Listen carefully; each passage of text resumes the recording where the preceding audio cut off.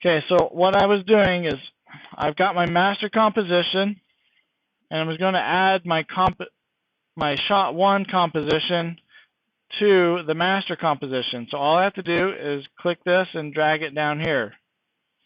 And now shot 1 is part of the master comp. So whatever video editing I do inside of shot 1, so if I were to double click this, it would load it over here and down here, right? So I have shot 1, and I can do some editing on this subsection of my sequence, this shot of the sequence, but the shot also is in the master composition, so my entire sequence will end up in here, and all the shots are going to end up at this location. Okay, so I'm going to go ahead and add all that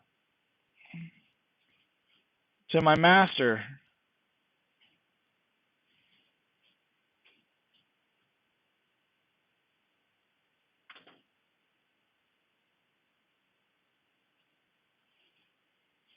And I probably shouldn't add all of these, but you can always remove them real easy.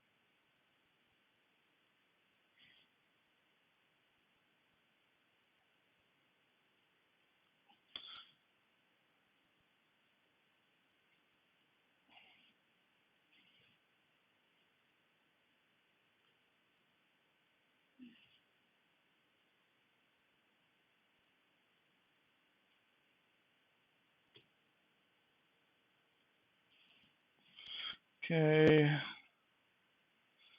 just 2 more.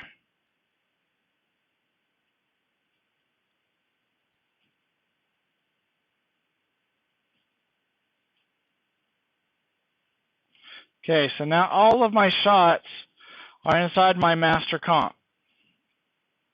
My master comp is going to be the video that I render in the end. Okay, and then I'll have my movie. So, this is kind of my structure. Now inside of each shot, there's this assets folder.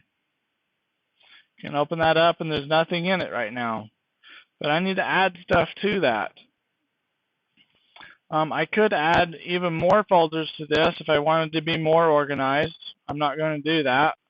But if you had sound, for instance, you could add a sound folder to this. And then I could add maybe, if it was a great big project like a movie or something, or you'd probably want to have, be highly organized, you could have an images folder. Or,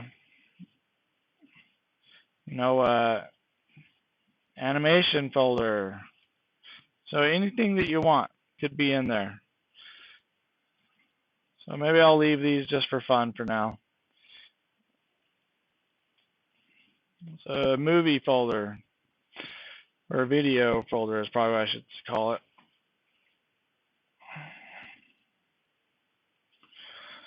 Okay, so the plan is when you initially add things to your project, then they're all going to go into this main assets folder for the sequence. And then when you decide that they apply to just a certain shot, which will be the case quite often, then you can drag them from this assets folder, the main assets folder. So maybe I should just call it that. I'll just call this master assets. So from the master assets folder to the assets folder that's for the specific shot. And so you can keep yourself organized. Okay. Now, if you ever want to edit one of these compositions, you can just double click on the composition and it loads it in down here. Okay, so now I have master comp, shot 1 and shot 2 open. Now I need to import content, so I'm going to select my master asset folder. I'm going to click on, I'm trying to remember where I saved these even. I'm going to go File, Import,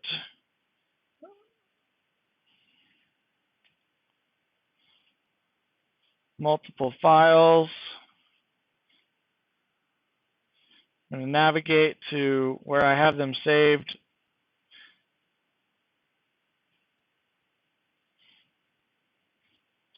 And I can't even remember where I saved them now. This is the importance of being organized. Okay, so there's all my different video clips. So I'm going to select all of these and import them. Just going to add them to my project and put them inside the master assets folder. Okay, well, let's click done since I got them all at once. Okay, now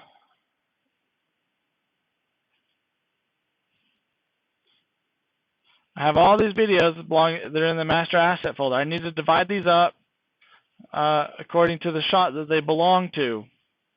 And to be honest, I don't know which shot goes with which right now, but I could experiment with it. And so I'll probably experiment in the master composition.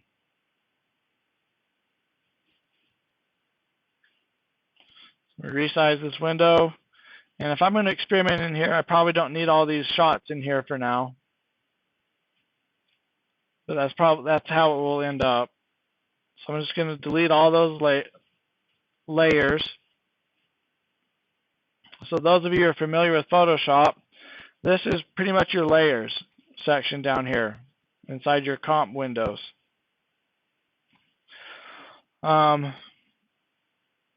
So I can drag one of these movie files down in my master comp, and it shows up in my master composition in this main view here. And there's my video in all its splendor. Okay, so things to note about this, just a really brief overview, just so you guys know. So this is your project window. Obviously, it says that. So this is where you'd want to keep things organized. This is where you can kind of see what you're working on. This is where you can see your different layers, and this is where you can see the time that they function in. So this over here represents the time. Okay, and then you got your effects and presets. These are worth digging through. If you want to, a lot of these are pretty self-explanatory. They're kind of like the filters palette in Photoshop, if you're familiar with that. If not, then most of these will make sense. Okay, then you got your preview palette, which allows you to play the video. Step backwards, rewind, step forward, fast forward, loop it, whatever you want. Okay, you can tell it to do a RAM preview. That's often handy. And that's what this little green line means right here.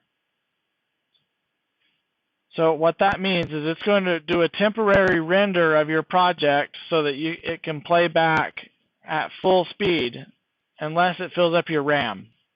And if this green line is full, so you'll see, like it's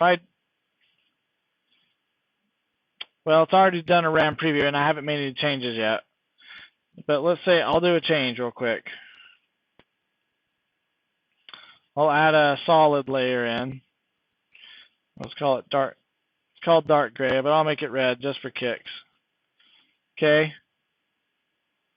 So you notice, the only reason I did that is I can get this green bar to go away. So that means there's no RAM preview right now. But everywhere I click, it tries to preview that video for that section that this red line crosses over. And if I play, it's going to load this RAM preview up. And that way, next time I play, it will be able to play back without stuttering, because it's not trying to render it again. That'll be important when you're trying to view your video. Okay. So then you have your information window here, and yeah. Okay.